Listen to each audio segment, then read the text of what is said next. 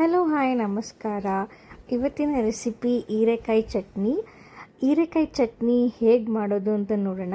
ತುಂಬ ಕಮ್ಮಿ ಇಂಗ್ರೀಡಿಯೆಂಟ್ಸ್ ಇಟ್ಕೊಂಡು ಬೇಗ ಕ್ವಿಕ್ಕಾಗಿ ಮಾಡುವಂಥ ರೆಸಿಪಿ ಇದು. So let's quickly get started.